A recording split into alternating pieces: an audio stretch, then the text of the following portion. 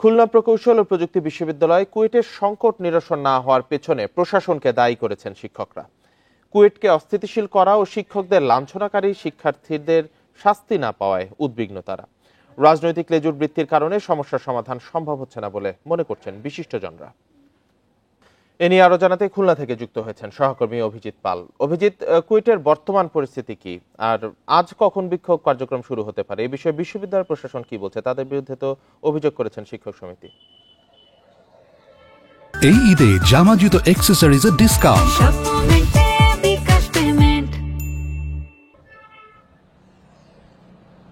কুয়েটের বর্তমান পরিস্থিতির কথা যদি বলতে হয় তাহলে বলতে হবে যে কুয়েটের বর্তমান পরিস্থিতি বিগত 3 মাস ধরে যে অচলাবস্থা রয়েছে সেই অচলাবস্থা আজও বিরাজমান রয়েছে। আজও শিক্ষকরা তারা একাডেমিক কার্যক্রমে অংশগ্রহণ করবে না, এবং আপনি জানেন যে গত রবিবার থেকে শিক্ষকরা যে প্রশাসনিক দায়িত্ব পালন করতেন বিভিন্ন বিভাগের যে ডিসিপ্লিন প্রধানরা, সেই প্রশাসনিক দায়িত্ব তারা পালন করা বন্ধ করে দিয়েছে। আজকে বেলা 11:30 থেকে 12:30 পর্যন্ত 1 ঘন্টা তারা প্রশাসনিক কার্যালয়ের সামনে অবস্থান কর্মসূচি পালন করবেন বলে আমাদেরকে জানিয়েছেন, এবং এখন 11:30 দিকে আসলে জানা যাবে যে শিক্ষকরা তাদের কর্মসূচি পালন করবেন কি করবেন না। আর এর বাইরে আরেকটি তথ্য হচ্ছে যে গত 18 ফেব্রুয়ারি সংঘর্ষ ঘটে হওয়ার পরে ছাত্রদের দুটি গ্রুপের পরে আমরা গতকালকে ছাত্রদের 2টি গ্রুপ দেখেছি।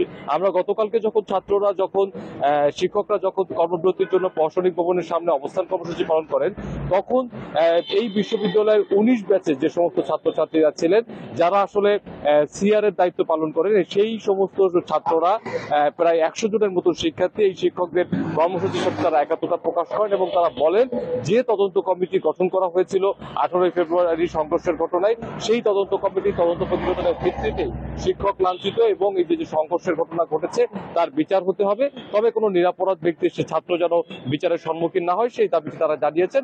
পাশাপাশি তারা দ্রুত একাডেমিক কার্যক্রম চালুর সিদ্ধান্ত জানিয়েছেন, এবং তারা বলছেন যে এই যে অচলাবস্থা চলছে, এই অচলাবস্থার কারণে 19 ব্যাচের যে সমস্ত শিক্ষার্থীরা বিভিন্ন ডিসিপ্লিনের রয়েছেন তারা আসলে বিপাকে করছেন, কারণ তাদের মাত্র 3টি পরীক্ষা রয়েছে। এই 3টি পরীক্ষা হলে তাদের আসলে যে অনার্সের যে শিক্ষা কার্যক্রম, বিএসসি ইঞ্জিনিয়ারিং এর যে শিক্ষা কার্যক্রম, সেই শিক্ষা কার্যক্রম শেষ হয়। সেই 3টি পরীক্ষা গত 3 মাস ধরে তারা অপেক্ষায় রয়েছে, কিন্তু তারা দিতে পারছে না, ফলে তারা সেশন জটে পড়ছে।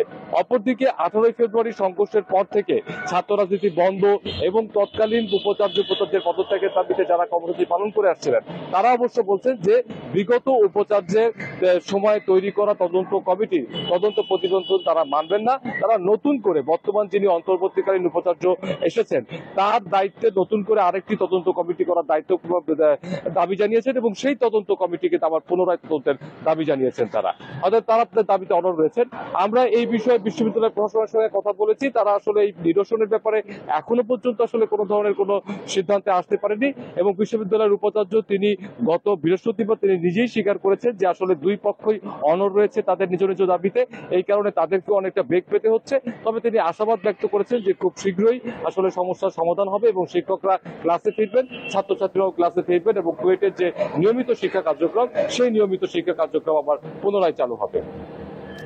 জি, খুলনা থেকে কুয়েটের সংকট নিয়ে জানাচ্ছিলেন সহকর্মী অভিজিৎ পাল।